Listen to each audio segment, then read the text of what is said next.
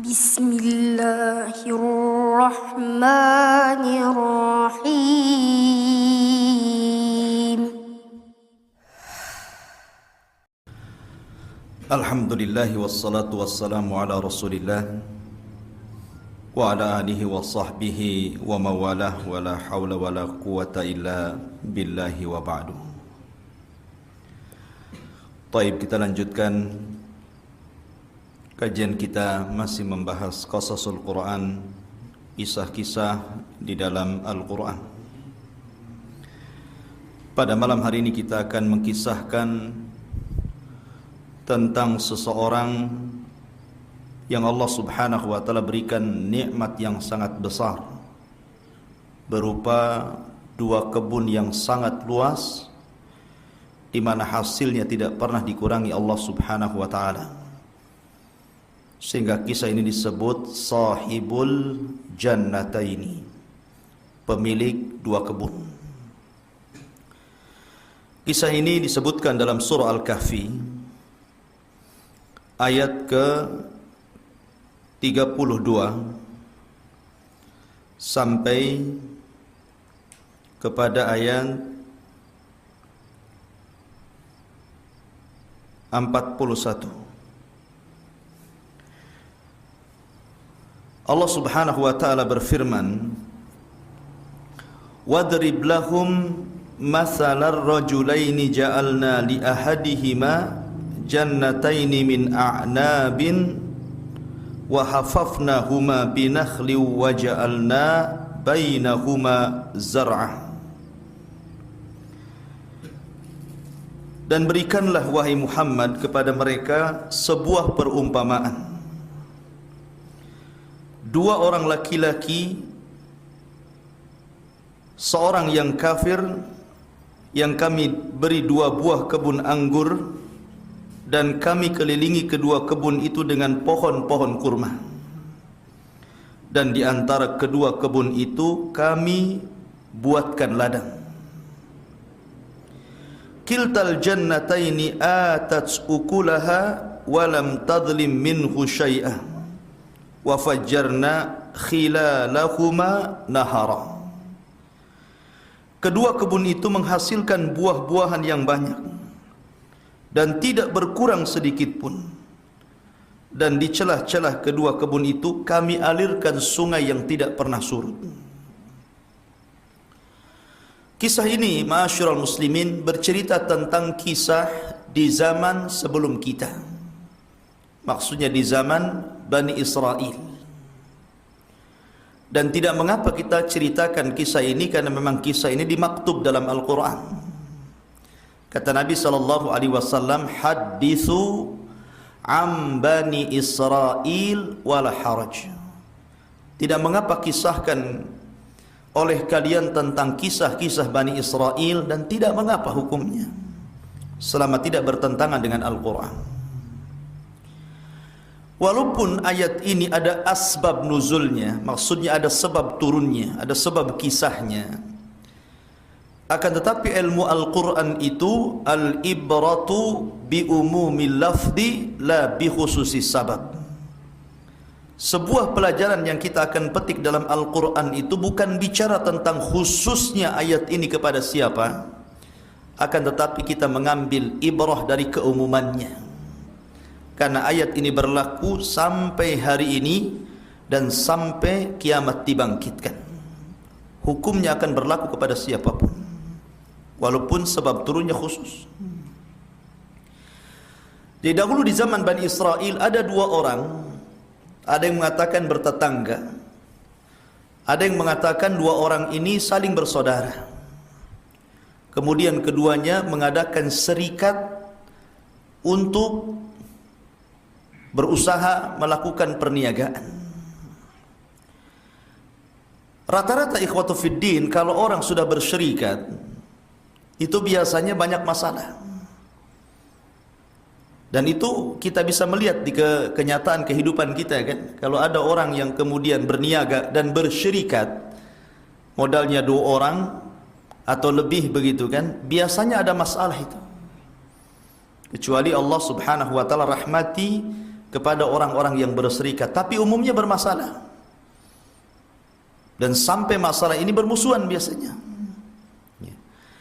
Lah kemudian dua orang ini akhirnya ada masalah, kemudian dipecah sahamnya. Ada yang mengatakan masing-masing mendapatkan 3.000 dinar, 3.000 dinar, masing-masing diberikan 3.000 dinar. Dan dinar itu besar, lain dengan dirhamnya. Kalau dirham itu kan 2 gram emas lebih, tapi kalau dinar itu 4 gram lebih. Jadi kalau 3.000 dinar ya banyak lah gitu kan. Lah salah satu dari keduanya ini seorang mukmin yang saleh, sehingga ketika dia mengambil sahamnya yang 3.000 dinar itu, yang 1.000 dia merdekakan budak. Kemudian yang 1.000-nya lagi dia berikan pakaian dan disedekahkan kepada fuqara wal masakin. Dan yang terakhir 1.000-nya lagi dia berikan makanan dan disedekahkan kepada orang-orang yang membutuhkan. Artinya dia sedekahkan seluruh hartanya liwajhillah, karena wajah Allah subhanahu wa ta'ala. Sehingga kita teringat dengan kasusnya siapa? Abu Bakar. Ketika perang Tabuk dalam Jaisul Usrah, jadi tentara yang sangat kesulitan, butuh dana yang besar karena perjalanan ke Tabuk itu tidak bisa dengan jalan kaki, harus dengan berkuda. Sementara pasukan itu butuh modal, dan kaum muslimin sedang fakir ketika itu. Akhirnya kemudian Abu Bakar Siddiq radhiyallahu anhu datang kepada Rasul dan mengatakan, aku serahkan seluruh hartaku wahai Rasul, gunakan di jalan Allah. Pertanyaannya, boleh enggak seseorang itu menginfakkan seluruh hartanya? Pamannya antum punya rumah satu, punya kendaraan satu, punya uang di rekening, semuanya diinfakkan di jalan Allah. Boleh enggak hukumnya? Sebagian para ulama membagi, kalau memang orang yang menginfakkan itu memang memiliki hibrah dan pengetahuan seperti Abu Bakar. Abu Bakar ketika menginfakkan seluruh hartanya karena dia punya pengetahuan dalam perekonomian, dia tidak takut karena dia bisa cari lagi. Karena Abu Bakar itu kan saudagar emas. Mungkin kalau di zaman sekarang ini miliarder gitu kan. Sehingga walaupun diinfakkan seluruh hartanya, dia punya hibrah, punya pengetahuan untuk mencari kekayaan lagi. Maka kalau kondisinya seperti ini tidak ada masalah. Tapi kalau seandainya dia bukan seperti itu, ya, dia menginfakkan hartanya semuanya, maka ini haram, tidak boleh. Karena tidak boleh seseorang itu meninggalkan anak turunannya menjadi orang yang meminta-minta. Maka dilihat sikonnya di sini. Ini kondisi orang yang pertama. Tapi kondisi orang yang syarikatnya ini, yang kedua ini, saudaranya, justru sama sekali. Dia tidak menginfakkan sedikit pun hartanya di jalan Allah. Bahkan dia belikan yang 1.000 dinar, dibelikan 2 kebun yang sangat luas. Kemudian 1.000-nya lagi diberikan budak untuk merawat kebun-kebun tersebut. Dan yang 1.000-nya lagi dia gunakan untuk menikahi wanita yang terpandang di zaman itu. Jadi sini kontras. Yang satu saleh, kemudian menginfakkan harta di jalan Allah, dan Rasul mengatakan malun saleh li rajulin saleh. Harta yang baik itu kalau dipegang orang baik kan begitu. Tapi harta yang jelek karena dipegang orang jelek. Akhirnya kemudian ada yang mengatakan bahwa yang saleh ini setiap kali saudaranya membeli sesuatu karena dunia, dia membeli sesuatu karena akhirat. Jadi ketika saudaranya membeli 2 kebun, dia pun membeli 2 kebun. Akan tapi 2 kebun ini diinfakkan di jalan Allah. Ketika saudaranya membeli budak-budak untuk merawat kebunnya, malah justru dia memerdekakan budak-budak itu. Jadi ini kontras kebalikan ini. Akhirnya Allah subhanahu wa ta'ala takdirkan yang kufur nikmat ini sama sekali tidak infak di jalan Allah. Allah uji. Akhirnya kekayaannya dalam sekejap berkembang luar biasa. Subhanallah. Hasil pertaniannya itu tidak pernah terserang hama. Bahkan Allah tidak pernah mengurangi sedikit pun hasilnya, selalu untung. Semua buah-buahannya tidak ada satupun cabang melainkan mengeluarkan buah-buahan. Jadi memang betul-betul Allah Subhanahu wa taala limpahkan kekayaan kepada orang yang kedua ini. Namun sayang dia kufur. Itulah Allah Subhanahu wa taala berfirman, "Kalla innal insana la yatgha an ra'ahus taghna." Manusia itu mudah melampaui batas ketika Allah berikan kekayaan kepadanya.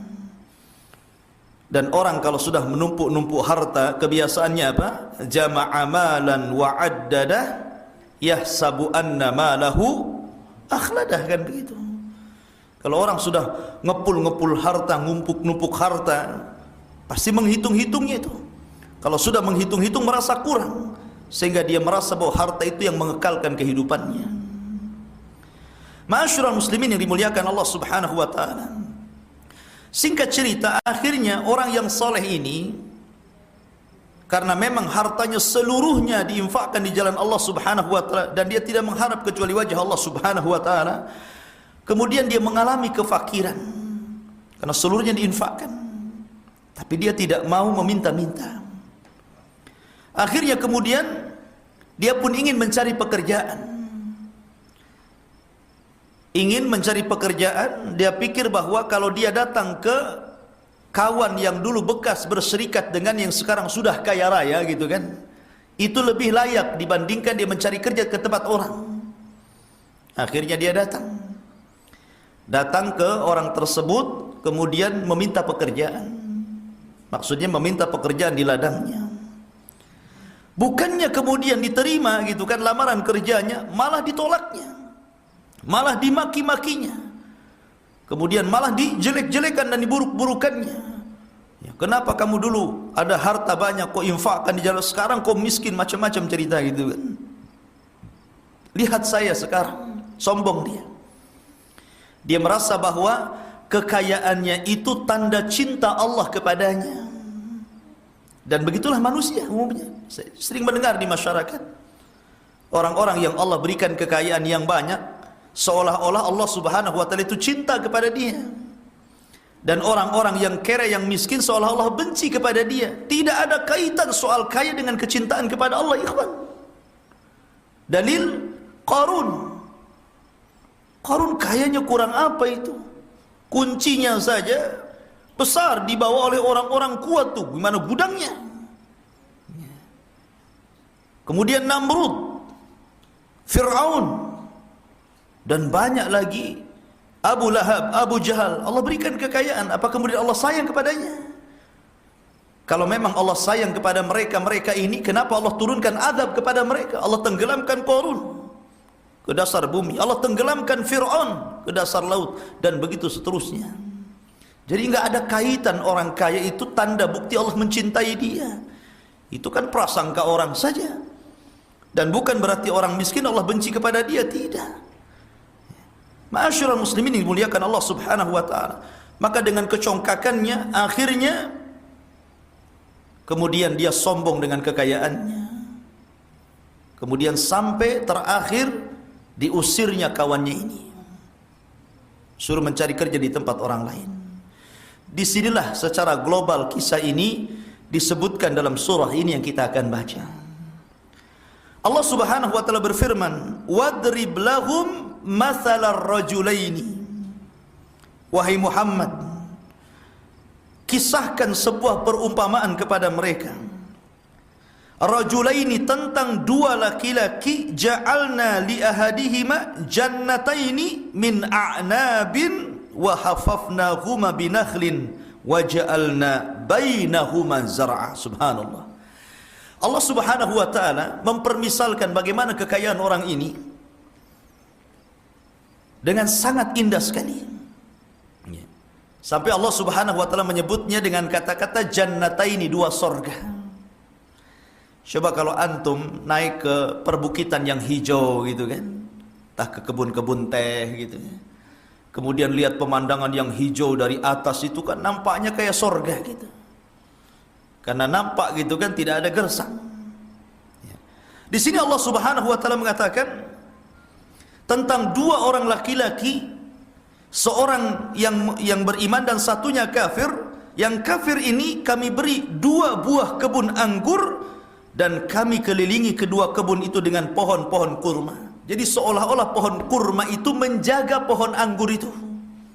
Jadi pohon anggurnya di tengah, kemudian kurmanya mengelilinginya. Ya. Jadi kebun itu dikelilingi pohon kurma gitu. Pohon kurma kan tinggi-tinggi itu. Jadi seolah-olah pagernya dia. Dan itu bukan satu kebun, 2 kebun yang sangat luas sekali. Kemudian di antara kedua kebun itu kami buatkan ladang. Jadi ini satu kebun, kemudian 2 kebun, di tengah-tengahnya ini ada ladang lagi. Ya. Mungkin ada biji-bijian atau apa gitu kan. Ya. Kemudian Allah mengatakan kiltal jannataini atats ukulaha walam tadlim minhu syai'a. Subhanallah. Kedua kebun itu menghasilkan buahnya dan tidak berkurang sedikit pun. Tidak pernah terserang hama, tidak pernah hasilnya kurang, tidak pernah. 100% kalau panen itu memang segitu hasilnya. Sehingga makin kaya gitu. Allah uji dengan kekayaan itu. Kemudian wa fajjarna khilalahuma nahara, dan kami alirkan ke kebun itu sungai. Masya Allah, kebaikannya. Terkadang kita kalau lihat orang yang ada di sawah itu gantian itu ya. Kalau irigasi itu, kadang tutup sana, kadang tutup sini, kadang bertengkar gara-gara air. Kadang-kadang ada orang yang nimba di sumur ini untuk nyiram kebun sana. Ini memang Allah mudahkan semuanya gitu kan. Dia tidak capek lagi, airnya ini ngalir ke kebunnya. Dan tidak pernah lelah, dia tidak pernah capek, seolah-olah dia hanya memetik hasilnya saja. Makanya disebut jannataini, seolah-olah 2 surga. Saking indahnya dan menghasilkan luar biasa. Ini ujian, harta itu ujian ibu bapak ya. Terkadang kita diuji gitu. Ada orang yang ketika diberikan rezeki itu rating terus naik, usaha ini berhasil, usaha itu berhasil, usaha itu berhasil kan. Ada orang yang seperti itu. Akhirnya belakangan dia sombong. Kemudian Allah mengatakan wa kana lahu thamarun, dan dia memiliki kekayaan yang sangat besar sekali dari hasil 2 kebun itu. Karena kekayaan itu kan digantungkan daerah ibu bapak ya. Bagi orang-orang desa yang namanya kekayaan itu bisa berupa peternakan, memperbanyak kambing, memperbanyak sapi, itulah kekayaan mereka ya. Ada yang memperbanyak kebun, memperluas kebun, memperluas sawah kan begitu kalau di desa ya. Kalau di kota mungkin memperluas perusahaan, buka cabang di sana sini gitu ya. Kekayaan kan tergantung daerah gitu. Antara kekayaan orang desa dengan orang kota kan berbeda gitu. Nah kebetulan kekayaan orang ini memang memperluas kebun. Dan setiap kebunnya diperluas, hasilnya tidak pernah kurang. Hasilnya selalu banyak.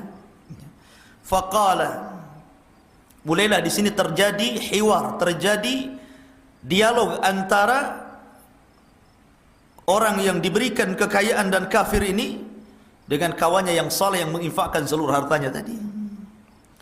Faqala li sahibihi, maka dia berkata kepada kawannya yang beriman itu, ana aktsaru minka malan wa a'azzu nafara.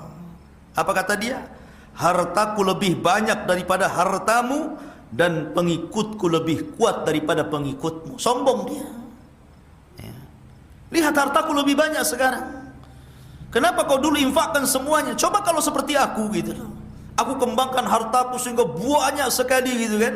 Nah sekarang hartaku lebih banyak daripada hartamu. Tuh tengok pekerjaannya lebih banyak daripada pekerjamu. Mulai sombong di sini ya. Maka Allah Subhanahu wa taala mengatakan wa dakhala jannatahu wa huwa zalimun li nafsihi, dia pun masuk ke dalam kebun tersebut dan dia mendolimi dirinya. Kenapa disebut mendolimi dirinya? Dia kufur nikmat. Harusnya ketika Allah Subhanahu wa taala memberikan kekayaan itu, la in syakartum la azidannakum wa la in kafartum inna adzabi lasyadid, kan begitu. Jadi kalau Allah berikan kenikmatan yang banyak, syukuri. Dengan syukur itulah bertambah kenikmatan kita. Tapi kalau makin kufur, nanti azabku sangat pedih, kata Allah. Nanti akan ada waktu di mana Allah Subhanahu wa taala membiarkan di atas kenikmatan sampai waktu yang tertentu, maka Allah akan habisi kenikmatan itu. Begitulah Allah Subhanahu wa taala memberikan istidraj. Istidraj itu membiarkan dulu, baru setelah waktunya tiba Allah hancurkan semuanya. Harusnya seperti itu.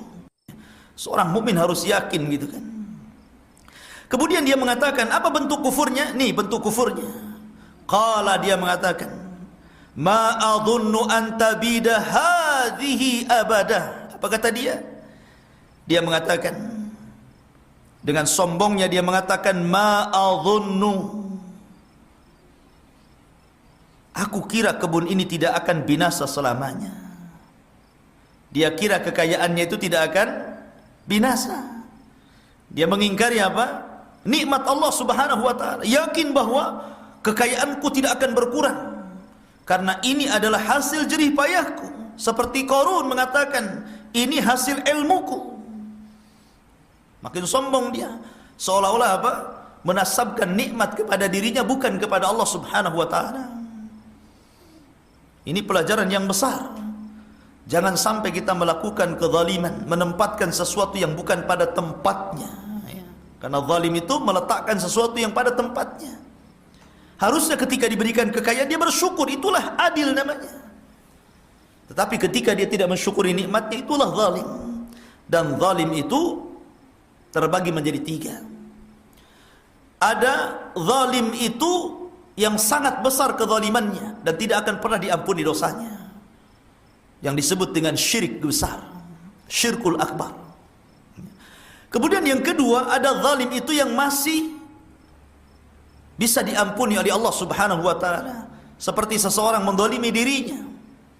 Mendolimi dirinya artinya meninggalkan kewajiban-kewajiban yang harus dilaksanakannya. Ataupun kezaliman yang ketiga, yang ampunannya itu tergantung. Walaupun dia sudah bertobat, tetap tidak akan diampuni dosanya. Dan kezaliman ini disebut dengan zulmun li ghairihi, kezaliman kepada manusia. Ini tidak akan dihapus sampai orang yang dizalimi itu memaafkannya. Lah orang ini melakukan kezaliman kepada dirinya, menasabkan nikmat kepada dirinya dan membuang bahwa seolah-olah nikmat itu milik dia, bukan milik Allah Subhanahu wa taala. Buktinya dia tidak mau bersyukur dengan menginfakkan dan mengeluarkan zakat hartanya. Makanya kemudian juga dia mengatakan, wa ma adhunnu, lihat, as-sa'ata qa'imatan, dan saya yakin hari kiamat itu tidak mungkin datang. Subhanallah, lihat. Ya. Dia merasa apa? Kekal kan? Tidak mungkin kiamat itu ada, katanya. Itulah firman Allah Subhanahu wa taala, yahsabu anna ma lahu akhladah. Kalau orang sudah merasa kaya, biasanya apa? Menyangka kekayaannya itu akan mengekalkannya. Tidak ada lagi kematian bagi dia. Seolah-olah dia akan kekal terus gitu kan. Enggak begitu.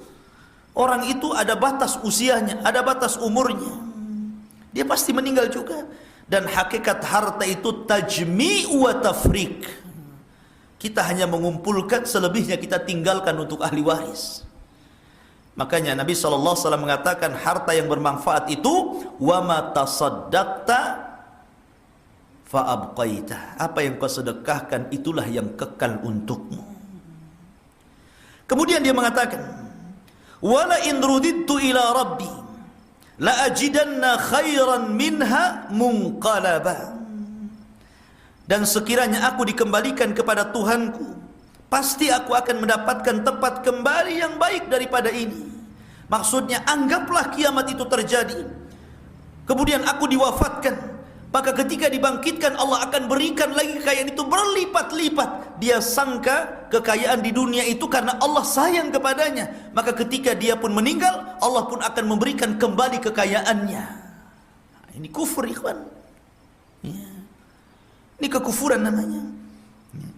Maka kemudian qala lahu sahibuhu wa huwa yuhawiruhu. Sekarang mulailah orang yang beriman, kawannya ini menasihati kawannya. Harusnya seperti itu kita, saling menasihati. Kalau ada saudara kita yang mungkin masuk ke kubangan kemaksiatan, nasihati oleh antum. Karena bagaimanapun ikhwatu fiddin, kalau nasihat terhenti, apa kata Allah? Fattaku fitnatan la tusibanna alladhina zalamu minkum khasa. Apabila, hendaklah takut kata Allah, seandainya Allah subhanahu wa ta'ala menimpakan azabnya, itu bukan hanya terkena orang-orang zalim saja, tapi orang-orang baik pun terkena imbasnya di situ. Maka pentingnya apa? Ingkar mungkar, saling tanasum nasihati. Apa nasihatnya? Akafarta billadzi khalaqaka min turabin thumma min nutfatin thumma sawwaka rajula. Kata kawannya, apakah engkau akan ingkar kepada Tuhan yang menciptakan dirimu dari tanah, lalu dia menjadikan engkau seorang laki-laki yang sempurna, Allah berikan kekayaan. Dulu engkau anak kecil, kemudian Allah subhanahu wa ta'ala berikan pendengaran, berikan penglihatan, Allah berikan akal dan pemikiran, Allah berikan tenaga yang kuat, kaki sehingga bisa melangkah, Allah berikan tangan sehingga bisa bergerak. Dengan fasilitas yang Allah subhanahu wa ta'ala berikan, akhirnya Anda bisa mencari harta. Apakah engkau akan kufur dengan nikmat yang telah Allah berikan kepada kita? Karena Allah mengatakan dalam ayat yang lain, wallahu akhrajakum min butuni ummahatikum la ta'lamuna syai'a. Dan Allah keluarkan kalian itu dari perut ibu kalian itu tidak tahu apa-apa. Allah yang kasih penglihatan, Allah yang kasih pendengaran, Allah yang kasih kaki bergerak, Allah yang kasih kekuatan sehingga orang bisa melangkah, Allah berikan pemikiran, Allah berikan akal, sehingga dari itu semua akhirnya kalian bisa mencari kekayaan sesuai dengan kehendak kalian. Berarti semua datang dari Allah. Siapa kita? Kita ini kecil di hadapan Allah subhanahu wa ta'ala.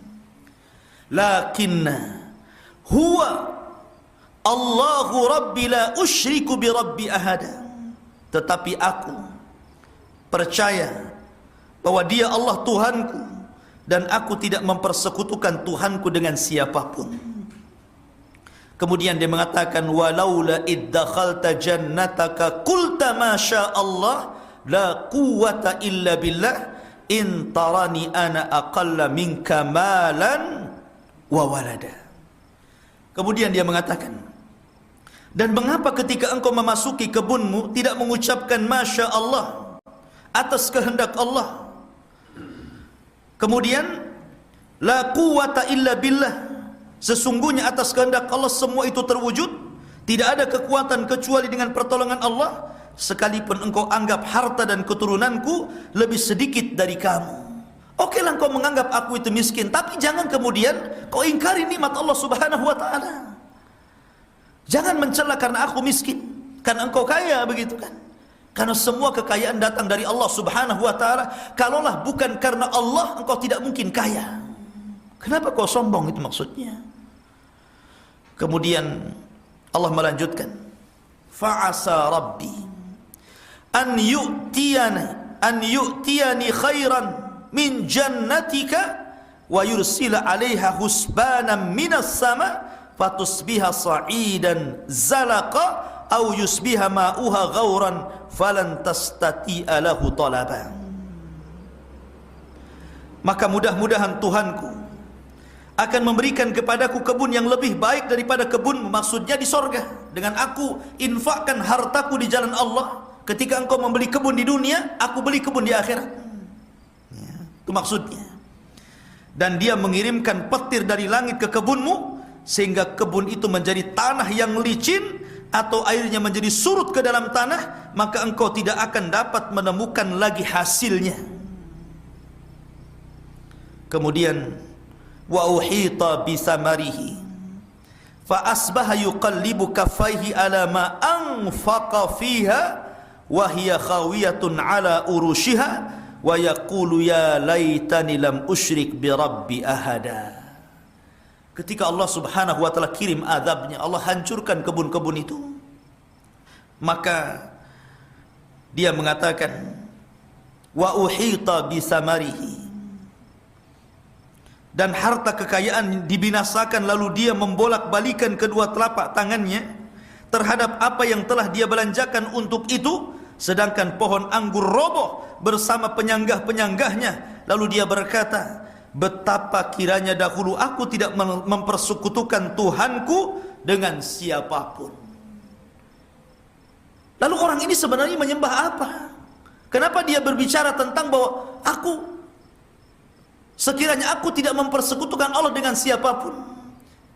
Karena dia menjadikan hartanya itu sesembahan selain daripada Allah, itu maksudnya. Mungkin di zaman sekarang, mungkin ya, orang-orang Islam, mungkin mereka tidak menyembah berhala sebagaimana orang-orang musyrik. Tapi ada Tuhan yang kemudian memperbudak mereka. Tuhan itu disebut mal, harta. Akibat Tuhan harta ini, orang dilalaikan untuk beribadah dan mengejar dunia, meninggalkan akhirat.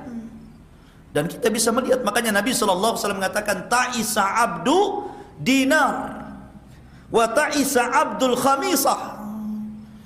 Celaka para budak-budak harta dan celaka pada budak-budak pakaian.